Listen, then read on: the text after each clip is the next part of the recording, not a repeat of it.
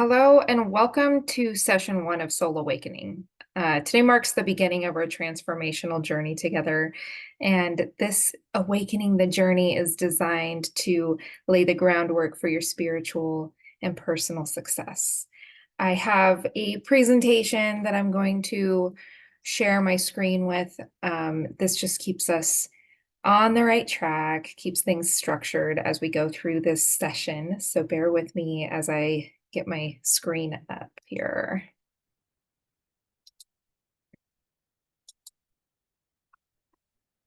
So we'll start with a meditation to align with the transformative energy and set a powerful intention for our time together.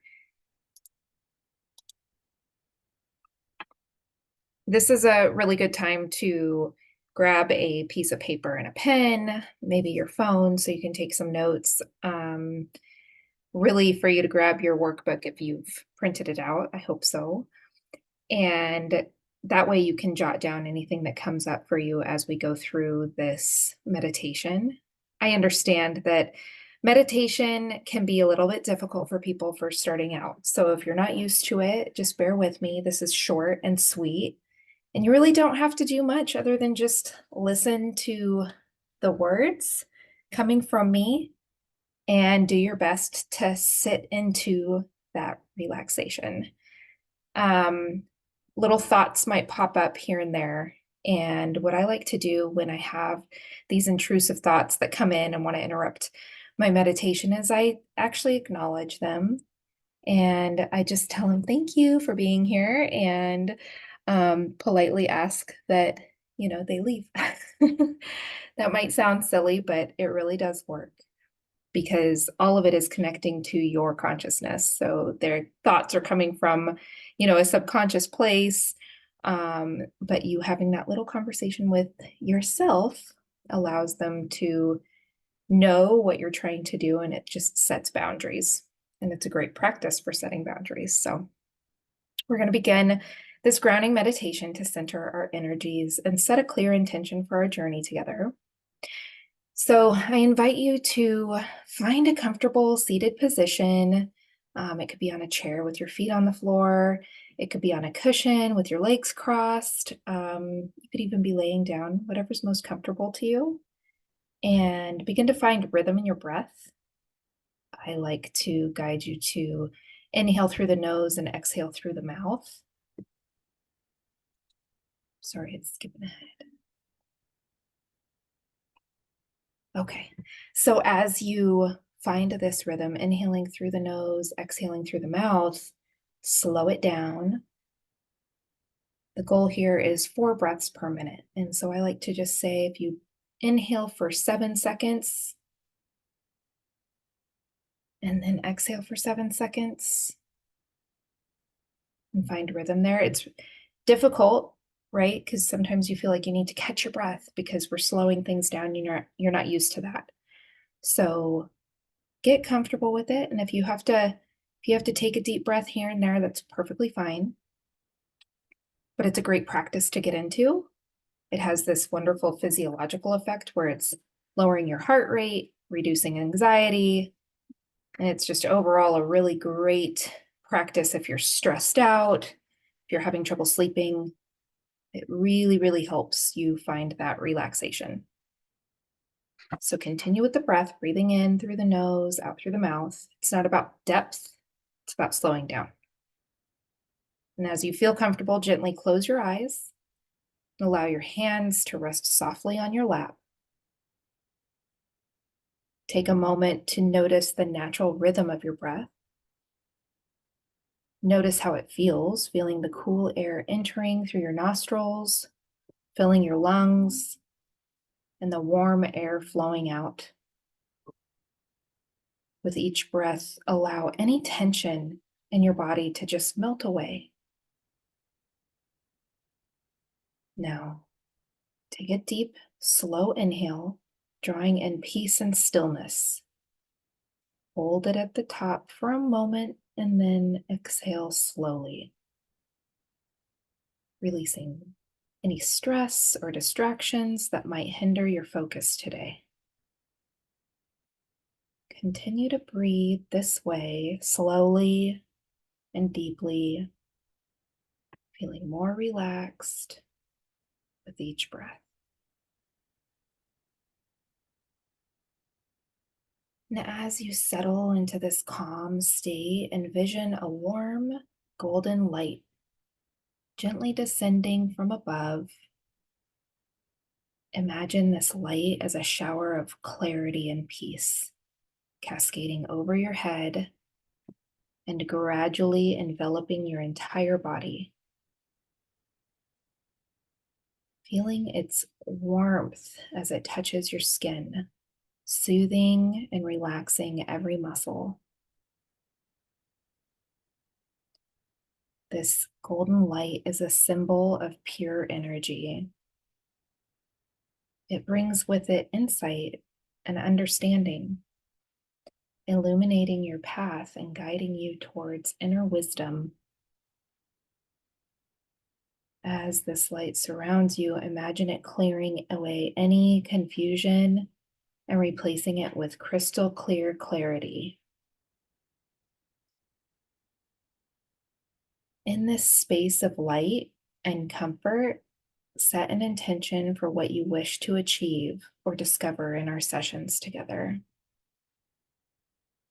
Perhaps you seek deeper self-understanding, emotional healing, or spiritual growth. Hold this intention in your heart, feeling it resonate with the energy of the golden light. Now take a moment to affirm your intention.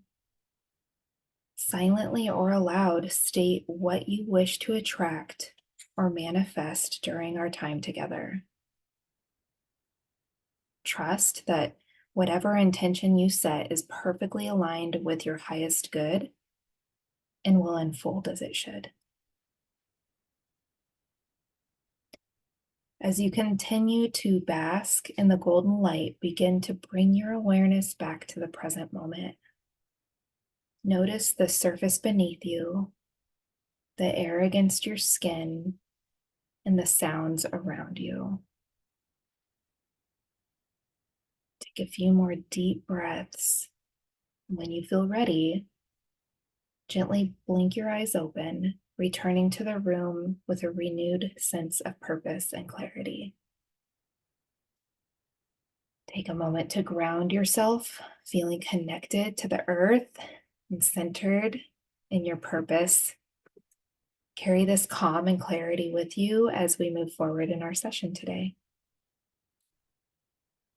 So how was that for you? I'd love for you to just take some notes and maybe share in the community forum what you experienced. You can Marco Polo me, but I'd love to hear about it. So let's begin by recognizing the personal growth each of you has experienced. So whether it's learning new skills, nurturing healthier relationships, or deepening self-awareness, each step forward is a victory. Acknowledging this growth reinforces our spiritual journey. It reminds us of our continuous evolution. When we have gratitude for success, gratitude is a powerful tool in our spiritual toolkit. It transforms our perspective, turning ordinary moments into blessings. Today, let's express gratitude for our successes, both big and small. This practice not only elevates our mood, but also aligns us with the abundance of the universe. So I want to touch on gratitude a little further because I had a recent aha moment, a realization. As we deepen into this idea that life happens for us, not to us, I know it feels uncomfortable. I know we immediately start thinking about all the bad things that have happened in our life, and we want to say, well, how was that for me? But these negative experiences that might come up are still gifts. They still were catalysts in our ability to grow and change and learn and become better. I understand that for some people, the negative experiences that they have can be debilitating. I have family members who have gone down, And they've basically hit rock bottom, making really poor choices that they blame these negative experiences on. So they are in that victim state, that victim-like mentality. And it's really sad. But when we transition that, when we escape the victim mentality, when we escape this idea that all these horrible things happened to me and that's why I am where I am, we realize it's because we have gratitude for that experience. We're able to see it and be thankful for it. And that's where I realized that forgiveness and the way to achieve forgiveness is actually through gratitude. Now, this was hard for me, not because it's hard for me to forgive, because I've always, since I can remember, been really easy to forgive, almost to a fault. That comes from not knowing how to set boundaries in the past.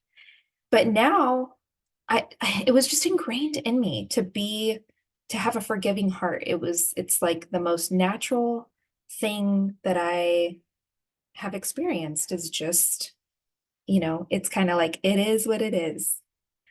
And not in such a, ungratifying way. But anyways, I realized that what keeps me in a forgiving heart and space is my ability to have gratitude for all of my experiences.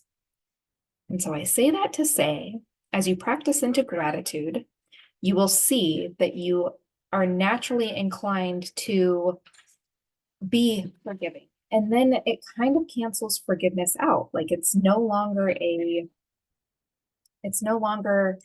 factor. So we'll get more into this, and I'd love to know your thoughts on that. So again, community forum, Marco Polo me, whatever you find most useful and comfortable when communicating these moments of clarity, because I'd love to know what you have to say. So moving on. Okay, so joy in every moment. Finding joy in the simplicity of everyday activities is a profound form of spiritual practice.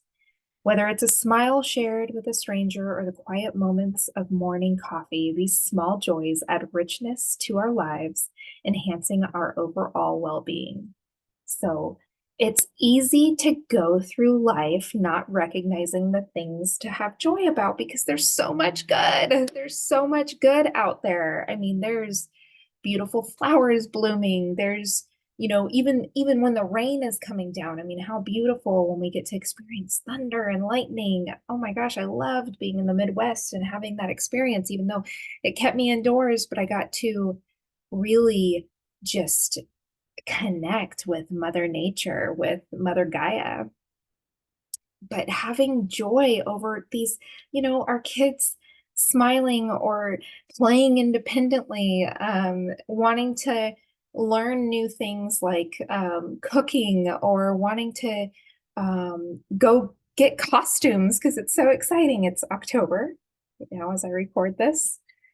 So yes, finding joy. Sorry, I gotta plug my computer in. I just realized we're unplugged.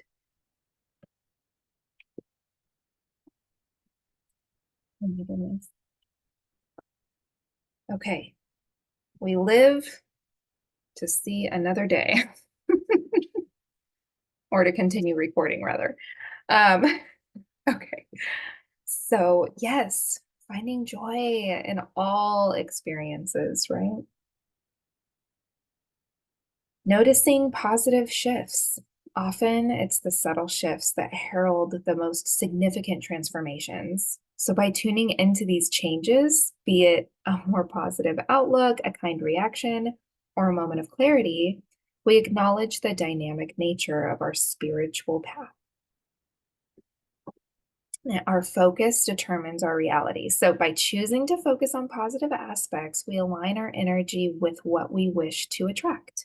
This alignment with positivity is more than optimism. It's a strategic choice to resonate with the energies that shape our world according to the law of attraction.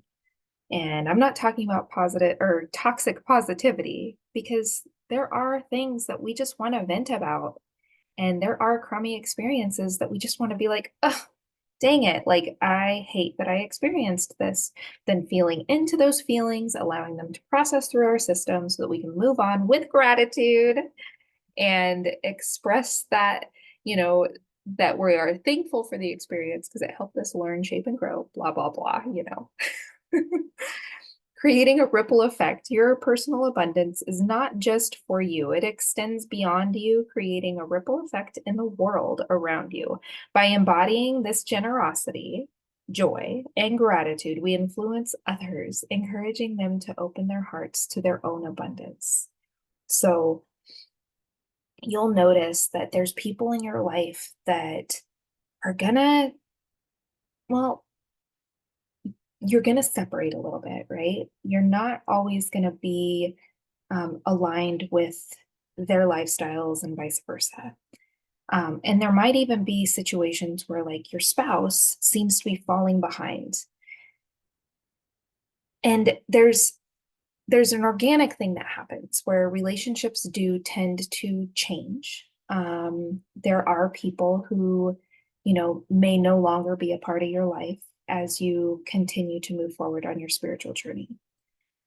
This is just this is just life patterns in general.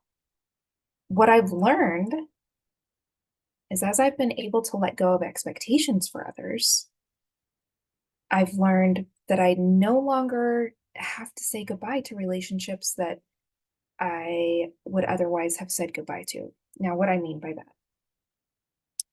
one of my very good friends and I had a falling out, and it was super sad, and I'm still pretty upset about it.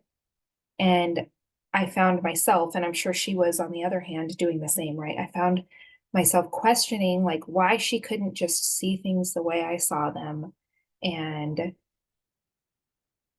that's kind of what tore us apart, is that we couldn't see things, we couldn't share perspectives, and it caused some turmoil in our relationship. And fast forward to today, I realized like, wow, if, and this has to kind of go twofold, maybe. But if I had let go of some of those expectations and just allowed her to be who she was and celebrate where she was at on her journey, and likewise on the other side, then we wouldn't have had to sever the relationship. And it may repair, it may not be forever, right? But I say that because I see a lot of people on like my spiritual community forums and everything where they're like, my husband is this and he's just not, like, is he going to be left behind and blah, blah, blah. And I'm like, well, no, he's just on his journey. And you're on your journey, and he's never going to catch up to you. He's never going to be where you're at. And that's okay, because you can still be excited for where he is and know that you are like, you're paving the way for him. I mean, this is contagious. Like, people are going to grab a hold, maybe not as quickly as you'd like, but people are going to see the shift in you, see you living with more unconditional love and joy and gratitude. And they're going to be like, I want that. I want whatever you're on, I want to be on that. So it's definitely contagious. So that's what I mean by creating a ripple effect. And then maintaining an abundance mindset, especially during challenges, requires intention and practice. So tools such as keeping a gratitude journal or engaging in daily mindfulness practices can anchor this mindset, turning it into a sustainable part of our spiritual practice. So let's set some intentions for your journey. These aren't just goals, they are expressions of your deeper desires in alignment with your soul's purpose. Reflect on what you feel called to manifest or explore over the next 90 days. What areas of your life are you eager to transform or elevate? When you interact with others, how do you show up? Are you especially good at giving advice? Are you a natural healer? Called to work in the medical field? What sorts of skills stand out as easy to learn, or what are you naturally talented at?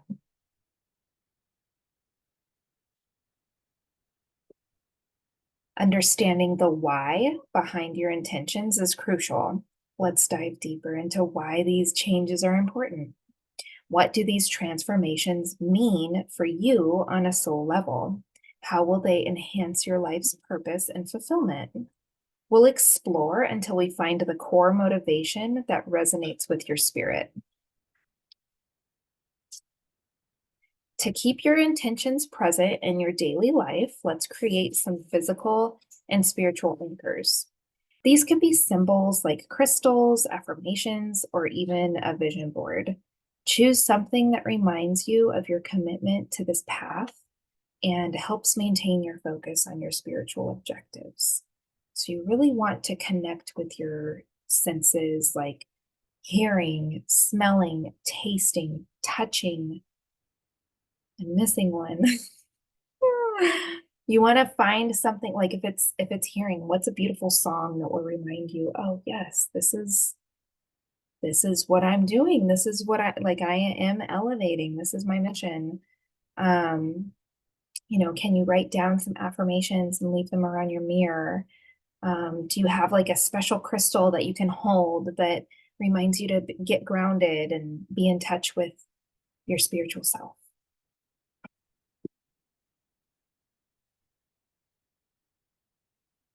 Identifying and clearing obstacles is crucial in our journey towards personal and spiritual growth. So, as we reflect on the beliefs, emotions, or patterns that may be hindering our progress, we open the door to profound transformations.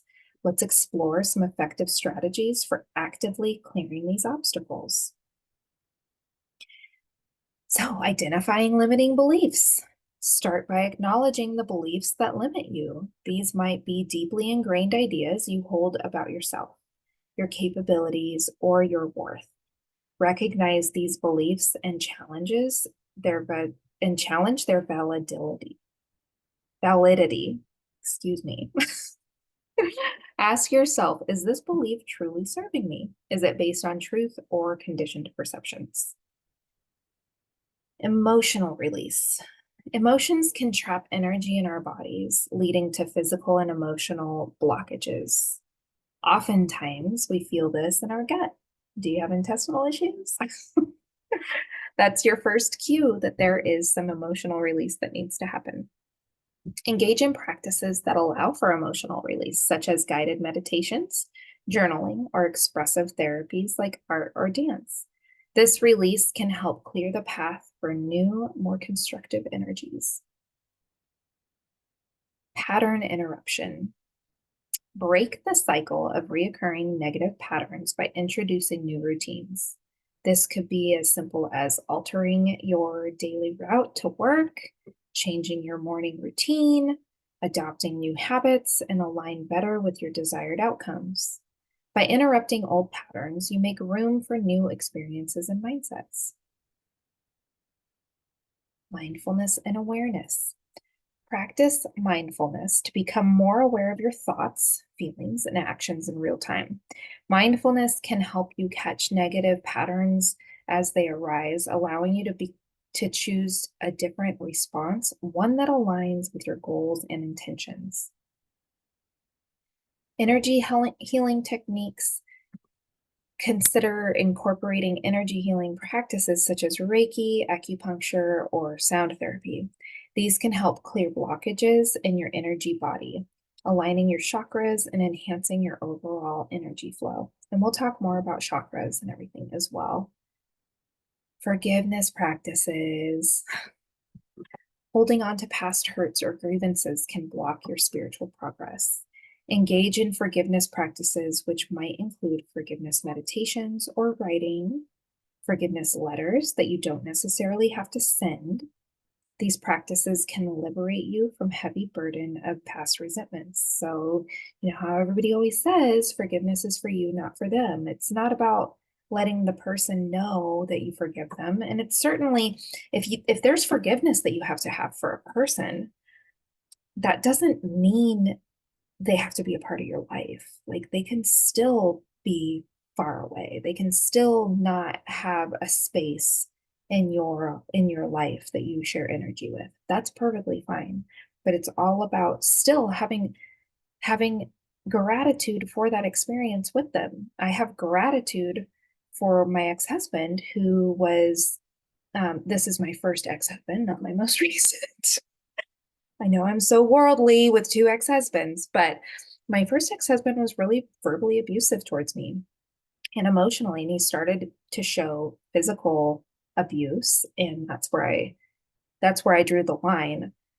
And it was really hard, and for a long time I just hated him and just thought he was a monster. And I got to experience that shift in forgiveness that came rather naturally for me, and started to have gratitude for him, gratitude for those experiences. And now I can say that I like fully have gratitude for him and excitement to see how he's growing and changing, because he's on his own journey to becoming just better and more conscious. And I love it. I hear the stories from my daughter. I don't talk to him directly, but it's really magical and cool. And so it's so exciting.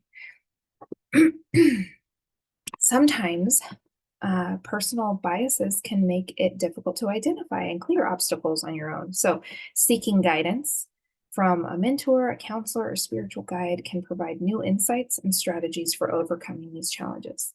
So we will have each other, right? We've got this amazing community forum where we get to chat and talk about this stuff. You always have me, the Marco Polo, text, call, whatever you'd like. And then maybe there's going to be other mentors or guides out there that you seek this guidance from. And eventually, if not already, your higher self.